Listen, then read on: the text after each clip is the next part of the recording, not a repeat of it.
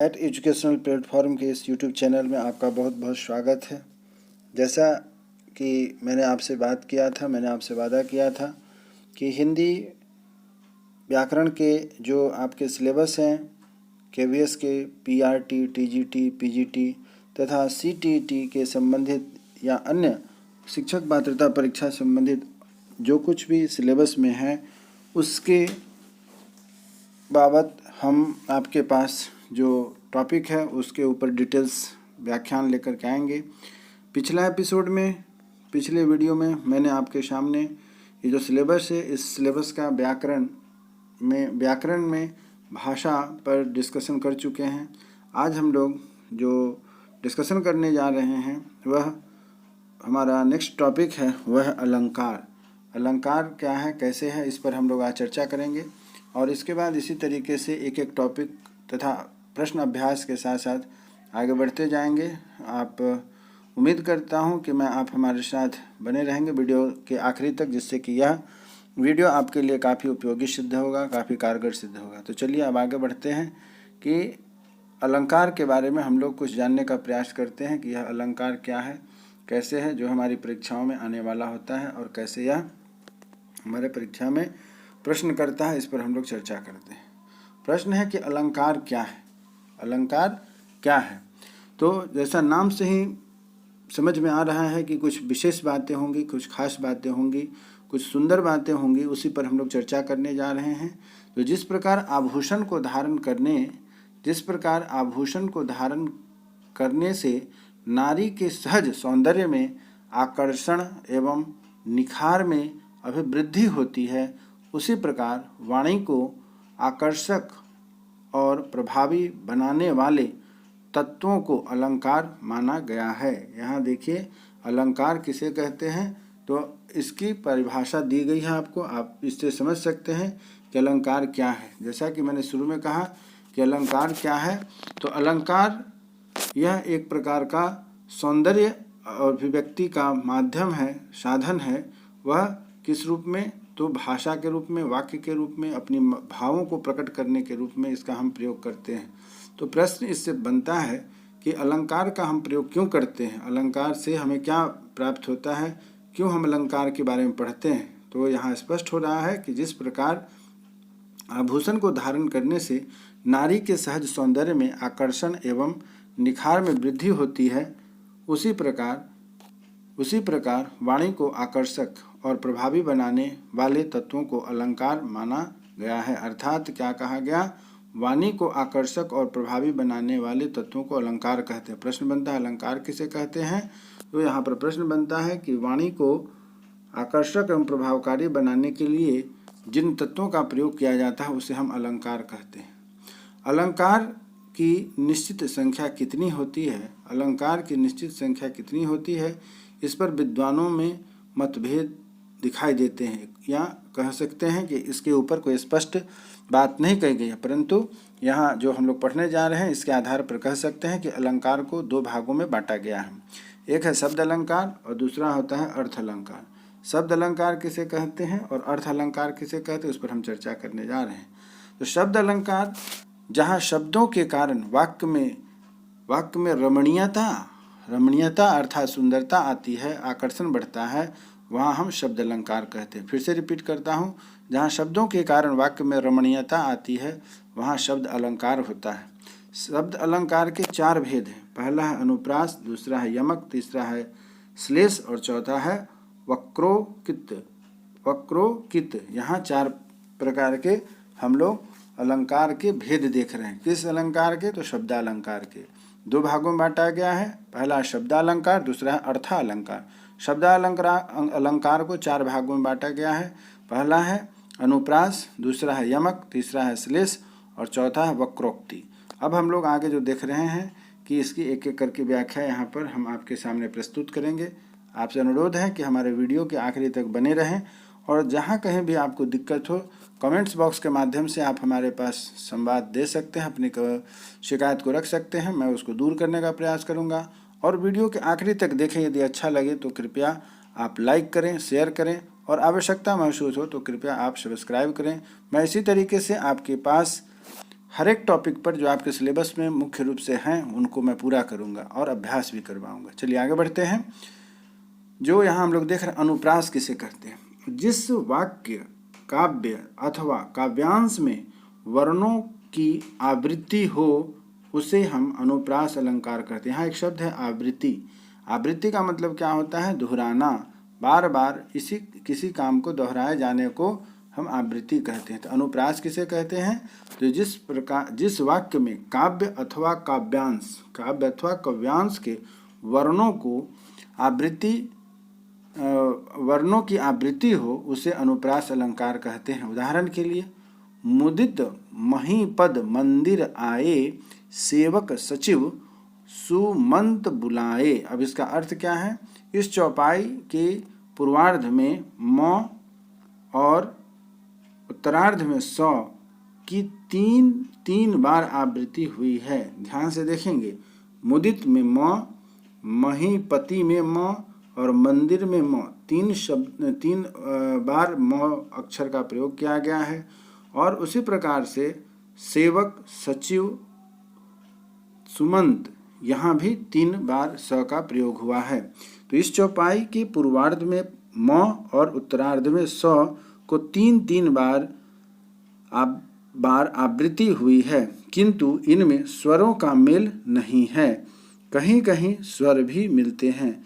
तो इस प्रकार के जो मेल होते हैं इन्हें हम अनुप्रास अलंकार में रखते हैं। अब दूसरा है यमक। यमक पर हम देखते हैं क्या कहा जाता है। जहाँ एक शब्द की आवृत्ति 2 अथवा 2 से अधिक बार होती है, क्या कहा गया है? जहाँ एक शब्द की आवृत्ति 2 या 2 से अधिक बार होती है किंतु उनके अर्थ में भिन्नता होती है, यह यमक अलंकार कहलाता है। क्या है? जहाँ एक शब्द की आवृत्ति 2 या 2 से अधिक बार होती है किंतु उनके अर्थ में भिन्नता होती है, यह यमक अलंकार कहलाता है। दूसरे शब्दों में इसका मूलाधार शब्दावृत्ति के साथ अर्थ का विभिन्नता है। उदाहरण के लिए यहाँ आपको मैं बता रहा हूँ, कनक कनक ते 100 गुना मादकता अधिकाय। अब यहाँ कनक शब्द का प्रयोग 2 बार है, परंतु दोनों कनक का अर्थ अलग अलग है, इसलिए इसे यमक अलंकार कहते हैं। पहले कनक का अर्थ है सोना और दूसरे कनक का अर्थ होता है धतूरा। तो इस तरीके से क्या हुआ, यमक में 2 शब्दों का प्रयोग हुआ है एक वाक्य में, परंतु दोनों शब्द का अर्थ अलग अलग है। इसी प्रकार आगे बढ़ते हैं। तीसरा जो हमारा अलंकार है उसे हम श्लेष अलंकार कहते हैं। श्लेष अलंकार क्या कहा गया है? माया महाठगनी हम जानी, तिरगुन फांस लिए कर डौले, बोले मधुरी बानी। यहाँ तिरगुन शब्द में शब्द श्लेष की योजना है। इसके 2 अर्थ हैं। यहाँ कहा गया है 3 गुण सत्व माने सत, रजस माने रज और तमस मतलब तम, 3 भागों वाली रस्सी प्रसंगानुसार ये दोनों अर्थ युक्ति युक्त हैं। यहाँ पर क्या हो रहा है? यहाँ हम देख रहे हैं, स्पष्ट होता है कि 3 गुणों से सत, अर्थात यहाँ 3 गुण कौन कौन से हैं? सत, रज और तम। और 3 भागों वाली रस्सी प्रसंगानुसार ये दोनों ही अर्थ युक्ति संगत हैं। इसी प्रकार चौथा जो हमारी अलंकार है उसे वक्रोक्ति कहा जाता है।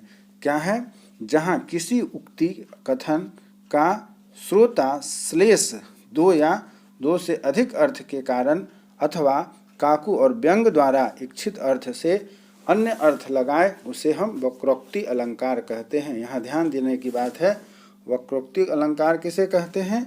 जहाँ किसी उक्ति कथन का श्रोता, जहाँ किसी उक्ति कथन मतलब कहने वाला है ना, उक्ति का श्रोता कहा कुछ और जाता है और श्रोता उसको अपने अर्थ में समझता है के कारण अथवा काकु यानी व्यंग के द्वारा इच्छित अर्थ से अन्य अर्थ निकलता है, तो उसे हम वक्रोक्ति अलंकार कहते हैं। अर्थात कहा कुछ और जाता है और अर्थ कुछ उसका विशेष अलग निकलता है, उदाहरण के लिए, को तुम हो इत आये कहाँ, घनश्याम हैं तो कितहूँ बरसों।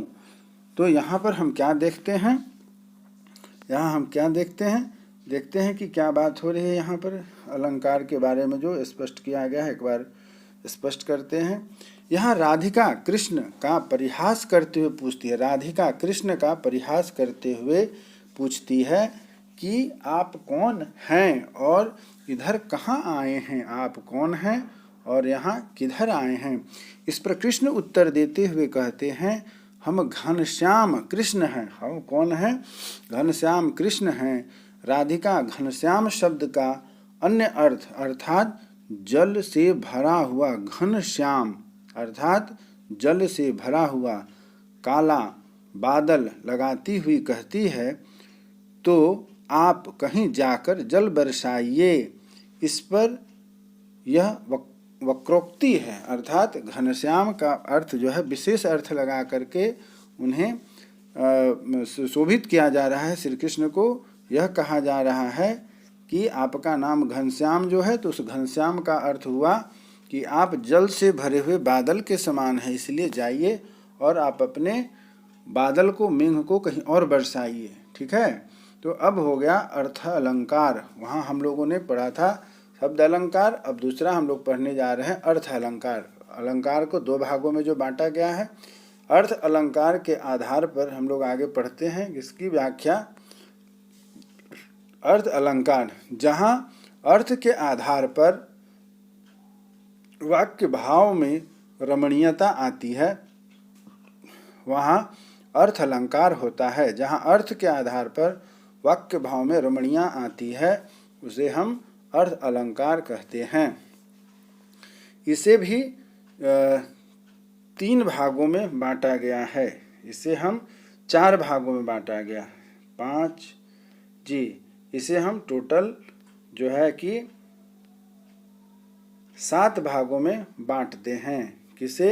अर्थ अलंकार को यहाँ पर हम लोग 7 भागों में बांटते हैं। अर्थ अलंकार को 7 भागों में बांटा गया है। पहला है उपमा।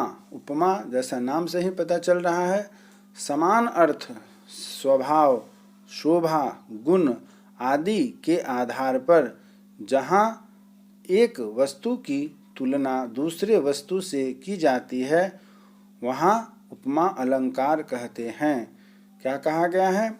समान धर्म, स्वभाव, शोभा, गुण आदि के आधार पर जहाँ एक वस्तु की तुलना दूसरे वस्तु से की जाती है, वहाँ उपमा अलंकार होता है। जैसे हम क्या कहते हैं, आपका चेहरा, आपका मुखरा चंद्रमा के समान है, तो यहाँ क्या होता है, हम चेहरे की तुलना चंद्रमा से करते हैं और चंद्रमा की तुलना चेहरे से करते हैं। लेकिन यहाँ मुख्य रूप से क्या है कि हम चंद्रमा की तुलना चेहरे की तुलना चंद्रमा से करते हैं, गोल मटोल सुंदर है, इसीलिए यहाँ क्या होता है, उपमा अलंकार होता है। दूसरा है रूपक अलंकार। जहाँ उपमेय पर उपमान का आरोप कर दिया जाए, वहाँ रूपक अलंकार होता है। जहाँ उपमेय पर उपमान का आरोप कर दिया जाए, वहाँ रूपक अलंकार होता है। इसके समान, इसमें समानता वाचक पद का कथन नहीं होता है। इसमें समानता वाचक, इसमें अर्थात क्या हुआ, समानता नहीं होती है, ऊपर नीचे का भाव होता है। इसमें समानता वाचक पद का कथन नहीं होता है। उदाहरण के लिए हमारे सामने है, समय सिंधु चंचल है भारी, चरण कमल बंदो हरिराई। समय सिंधु चंचल है भारी, चरण कमल बंदो हरिराई। भक्त नदी में क्यों न नहाकर कर लेता है जीवन शीतल। रनित मंद आवत चलियो कुंजरु कुंज समीर। मुक्ति मुक्ता को मूल माल ही कहाँ है जब मोहन लला पै मन मानिक की वार चुकी। इस प्रकार हम देखते हैं कि रूपक अलंकार अर्थात रूप की तुलना कही जा रही है उपमा और उपमेय के द्वारा। यहाँ उपमेय पर उपमान का आरोप कर दिया जाए, वहाँ रूपक अलंकार अर्थात रूप की शोभा बढ़ा रहा है। इस वाक्य को हम लोग रूपक अलंकार के रूप में जानते हैं। अब अगला टॉपिक है हमारे पास, वह है उत्प्रेक्षा अलंकार। उत्प्रेक्षा अलंकार किसे कहते हैं?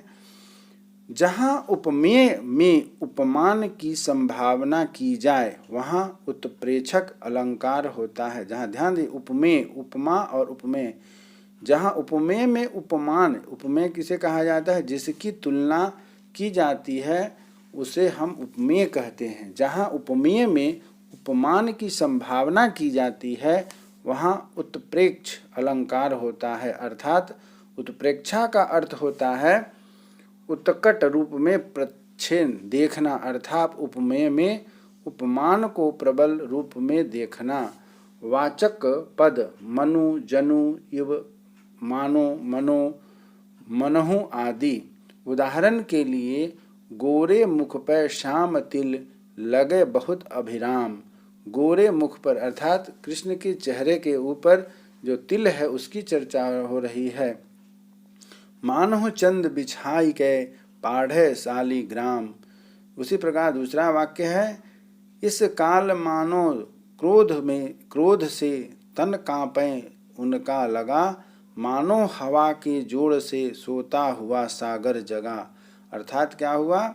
यहाँ हम देख रहे हैं कुछ कुछ विशेष वर्ड यहाँ पर शब्द दिए गए हैं। मनु, जनु, इवी, मानो, मनो, मनु आदि। इन शब्दों से जब शुरू होगा वाक्य या अर्थ तो वैसी स्थिति में हम इसे उत्प्रेक्षा अलंकार कहते हैं। यह बात हमें विशेष ध्यान देने की आवश्यकता होती है, तभी जाकर के क्या है कि यह उत्प्रेक्षा अलंकार स्पष्ट होता है। अब आती है भ्रांतिमान उपमान। भ्रांतिमान उपमान किसे कहते हैं? तो जहाँ सादृश्य के आधार पर किसी वस्तु को कुछ और ही समझाकर उसका चमत्कार पूर्ण वर्णन किया जाए, अर्थात जिसका विशेष अर्थ निकाल करके उसको गुण की व्याख्या की जाती है, वहाँ भ्रांतिमान अलंकार होता है। अर्थात जो मूल रूप है, मूल आकृति है, चर्चा है, उसको न समझ करके हम विशेष करते हैं, वहाँ पर भ्रांतिमान अलंकार होता है। अर्थात जहाँ सादृश्य के आधार पर किसी वस्तु को कुछ और ही समझकर उनका चमत्कार पूर्ण वर्णन किया जाए, वहाँ भ्रांतिमान अलंकार होता है। उदाहरण के लिए यहाँ हम देखते हैं कि यह काया है या शेष उसी की छाया, क्षण भर उनको कुछ भी समझ न आया। अर्थात इसका अर्थ दिया गया है, यह काया है या शेष उसी की छाया। अशोक वाटिका में बैठी सीता को देखकर हनुमान को संदेह होता है यह मेघ से अलग हुई विद्युत है अथवा लता। बाद में सीता की लंबी उच्छ्वासों को देख हनुमान यह निश्चय कर पाते हैं कि यह सीता है। यहाँ आरंभ में तो संदेह है किंतु अंततोगत्वा संदेह मिट जाता है। तो भ्रांति अर्थात संदेह जब मिट जाता है तो इस तरीके के शुरू में हम जो समझते रहते हैं, जब बात नहीं स्पष्ट होती है और तो हम दुविधा में होते हैं, और जब कुछ क्षण के बाद जब सारी बातें क्लियर हो जाती, स्पष्ट हो जाती है, तो हमारी भ्रांति दूर हो जाती है। इसीलिए इसे हम भ्रांतिमान अलंकार के नाम से जानते हैं। अब आगे बढ़ते हैं। अंत्योक्ति अलंकार। अंत्योक्ति अलंकार में क्या कहा गया है, इस पर हम लोग चर्चा करते हैं। जहाँ मात्र अप्रस्तुत के वर्णन के द्वारा प्रस्तुत को बोध कराया जाए वहाँ अंत्योक्ति अलंकार कहते हैं। फिर से एक बार रिपीट करता हूँ, ध्यान देंगे मित्रों। जहाँ मात्र अप्रस्तुत के वर्णन के द्वारा प्रस्तुत का बोध, यानी कि जब बात स्पष्ट न हो, क्लियर न हो, फिर भी हम कोशिश करते हैं उस बात को स्पष्ट करने के लिए, तो उसे हम अंत्योक्ति अलंकार कहते हैं। उदाहरण के लिए, नहीं पराग नहीं मधुर मधु, नहीं विकास यही काल, अली कली ही ते बांध्यो आगे कौन हवाल। कहने का अभिप्राय यह है कि इसके क्या अर्थ होते हैं। यहाँ कवि बिहारी ने भौरे को लक्ष्य कर महाराज जय सिंह को उनकी यथार्थ स्थिति का बोध कराया है, जो अपनी छोटी रानी के प्रेम वश में आबद्ध रहने के कारण अपने राज काज को भूलकर बैठे हुए हैं। तो इस प्रकार से हमारा जो हम देख रहे हैं यहाँ, यह कौन सा अलंकार हुआ? अन्योक्ति अलंकार हुआ। अब आगे बढ़ते हैं। अतिशयोक्ति अलंकार। अतिशयोक्ति अलंकार किसे कहते हैं? अर्थात जहाँ किसी वस्तु को वर्णन इतना बढ़ा करके किया जाए, इतना बढ़ा चढ़ा कर किया जाए कि वह लोक मर्यादा का उल्लंघन कर जाए, वहाँ अतिशयोक्ति अलंकार होती है। अर्थात उसका अर्थ भी विशेष से विशेष बढ़ जाता है तो अतिशयोक्ति कही जाती है। जुग जुग उरोज तेरे अली, नित नित अधिक बढ़ाया, अब इन भुज लतिकान में एरी नाही समाय। अर्थात उरिज अर्थात स्तन कितनी भी बड़े क्यों न हो जाए, पर वे दोनों भुजाओं के मध्य में ही रहेंगे, फिर भी उनका भुजाओं के बीच न अटकना कहकर संबंध में असंबद्ध प्रदर्शित करता है। और इस प्रकार यह क्या है? अतिशयोक्ति होती है। इसको ध्यान से समझेंगे। उरोज अर्थात स्तन कितना भी बड़ा क्यों न हो जाए, पर वे दोनों भुजाओं अर्थात दोनों हाथों के मध्य ही रहेंगे। स्तन को क्या करना है? दोनों बाएं और दाएं दोनों बाहों के बीच में ही रहना है। चाहे वह स्तन का साइज आकार कितना भी बड़ा क्यों ना हो जाए, यह दोनों बाहों के बीच में ही रहना है, फिर भी उनका भुजाओं के बीच न अटकना कहकर संबंध के असंबद्ध प्रदर्शित करता है। इस प्रकार यह अतिशयोक्ति होगी। अर्थात किसी महिला की स्तन का साइज कितना भी बड़ा हो जाए तो वह दोनों भुजाओं के हाथ के बीच ही रहना है। वैसे में यदि आप कहते हैं कि यह भुजाओं के बीच नहीं आ रही है तो क्या होगा? यह एक अतिशयोक्ति होगी। और आखिरी अलंकार है, उसे हम मानवीकरण अलंकार कहते हैं। मानवीकरण अलंकार। अमानव प्रकृति, अमानव अर्थात प्रकृति, पशु पक्षी व निर्जीव पदार्थ में मानवीय गुण का आरोपण क्या कहा जाता है? अमानव जो मानव के परे हो। मानव के परे कौन कौन से हैं? पशु पक्षी, प्रकृति, निर्जीव पदार्थ, ये सभी क्या है? मानवीय गुण से परे हैं, इसलिए इन्हें अमानव कहा जाता है। उदाहरण के लिए जाग वनस्पति अलसाई, मुख धोती शीतल जल से। यह क्या है? प्रकृति के बारे में चर्चा हो रही है। जगी वनस्पतियाँ अलुसाई अर्थात जो सुबह की सूर्योदय के समय वनस्पतियाँ खिलती रहती हैं, जगी रहती हैं, उसके बारे में कहा गया है कि जाग वनस्पतियाँ अलसाई, मुख धोती शीतल जल से। और वैसे में यदि झरना का पानी, नदी का पानी कलकल करके बहता है तो क्या होता है? मुख धोती शीतल जल से, यह बात कही गई है। चलिए आगे बढ़ते हैं। अब अलंकार के बाद मित्रों कुछ महत्वपूर्ण बातें हैं जो कि आपको इस प्रतियोगिता परीक्षा के साथ साथ अन्य प्रतियोगिता परीक्षाओं के लिए बहुत ही महत्वपूर्ण है कि कौन कौन सी पुस्तकें किन के द्वारा लिखी गई है हिंदी जगत में, वह प्रश्न भी हमेशा आपसे पूछा जाता है। तो आप यहाँ देख रहे हैं, जो आपके सामने मैं एक बार पढ़ देता हूँ, आप इसे ध्यान देंगे। रामायण वाल्मीकि के द्वारा लिखी गई है, मालती माधव भवभूति के द्वारा लिखी गई है, भगवत गीता वेदव्यास के द्वारा, महाभारत वेदव्यास के द्वारा। ध्यान रखिएगा, दो किताबें जो हैं वह वेदव्यास जी के द्वारा लिखा भगवत गीता और महाभारत। उसी तरह है नेचुरल हिस्ट्री फिलिपिन के द्वारा लिखी गई है, प्रेम वाटिका रसखान के द्वारा लिखी गई है, पंचतंत्र विष्णु शर्मा के द्वारा लिखी। यह प्रश्न हमेशा आपका पूछा जाता है पंचतंत्र का। उसी प्रकार भारत भारती मैथिली शरणगुप्त के द्वारा लिखी गई है, अष्टाध्यायी पाणिनि के द्वारा लिखी गई है। तो देवदास तथा चरित्रहीन शरद चंद्र चट्टोपाध्याय द्वारा लिखी गई। यह प्रश्न हमेशा पूछता है।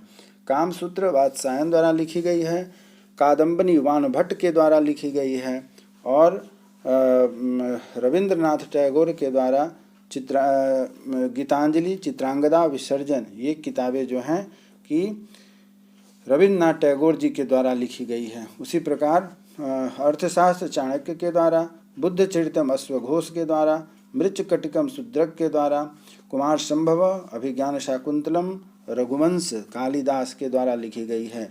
उसी प्रकार आनंद मठ बंकिम चंद्र चटर्जी के द्वारा, चंद्रकांता देवकीनंदन खत्री के द्वारा, अंधेर नगरी भारतेंदु हरिश्चंद्र के द्वारा तथा भारत की दुर्दशा भारतेंदु हरिश्चंद्र के द्वारा लिखी गई है। मुद्रा राक्षस विशाख दत्त के द्वारा, राज तरंगिनी कलहन के द्वारा, गीत गोविंद जयदेव के द्वारा, कुली ये जो एक सिनेमा भी आई थी जिसके कलाकार अमिताभ बच्चन थे, कुली मुल्क राज आनंद के द्वारा लिखी गई है। अमर घोष अमर सिंह के द्वारा लिखी गई है। मैला आंचल फणीश्वर नाथ रेणु के द्वारा लिखी गई है। मिताक्षर विज्ञानेश्वर के द्वारा, तो गोदान रंगभूमि और कर्मभूमि प्रेमचंद जी के द्वारा लिखी गई है। सुरसागर सूरदास जी के द्वारा लिखी गई है। रामचरितमानस तुलसीदास के द्वारा लिखी गई है। बीजक रमैनी और सजद कबीरदास के द्वारा लिखी गई है। कामायनी जयशंकर प्रसाद के द्वारा लिखी गई है। आंसू और चंद्रगुप्त भी जयशंकर प्रसाद के द्वारा लिखी गई है। अनामिका सूर्यकांत त्रिपाठी के द्वारा लिखी गई है। गुनाहों का देवता धर्मवीर भारती के द्वारा लिखी गई है। आषाढ़ का एक दिन मोहन राकेश के द्वारा लिखी गई है। कुरुक्षेत्र रामधारी सिंह के द्वारा लिखी गई है। उर्वशी दिनकर के द्वारा लिखी गई है। चित्रलेखा भगवती चरण शर्मा के द्वारा लिखी गई है। कितने पाकिस्तान कमलेश्वर द्वारा लिखी गई है। वैराग्य शतक श्रृंगार शतक तथा नीति शतक ये भर्तृहरि द्वारा लिखी गई है। शाहनामा फिरदौस के द्वारा लिखी गई है। किताबुल हिंद अलबरूनी के द्वारा लिखी गई है। हुमायूं नामा गुलबदन बेगम के द्वारा लिखी गई है। अकबर नामा और आईने अकबर अबुल फजल के द्वारा लिखी गई है। इस प्रकार कुल मिलाकर 44 किताबें बहुत ही महत्वपूर्ण हैं जो आपके लेखक और किताब के नाम परीक्षा में पूछे जाते हैं। उम्मीद करता हूं कि यह वीडियो आपको जो मैंने इस परीक्षा से संबंधित जानकारी दी है बहुत ही उपयोगी सिद्ध होगा। विशेष करके अलंकार और किताब तथा उनके लेखक ये जो परिचय मैंने दिया है यह आपके लिए बहुत ही उपयोगी सिद्ध होगा। मित्रों बंधुओं, यदि यह वीडियो आपको पसंद आ रहा है तो कृपया आप इसे अधिक से अधिक लाइक करें, शेयर करें, और यदि आपको लगता है कि नहीं यह वीडियो बहुत ही उपयोगी है और ऐसे अन्य उपयोगी वीडियो को आप हमारे साथ देखना चाहते हैं जिससे कि आपके ज्ञान में वृद्धि हो, कंपटीशन में आप अच्छे से पास कर सके, तो कृपया हमारे इस YouTube चैनल को सब्सक्राइब करें जो हमेशा आपके साथ परीक्षा की तैयारी में, शिक्षा जगत के क्षेत्र में जुड़ा रहेगा और आगे आपका मार्गदर्शन करेगा।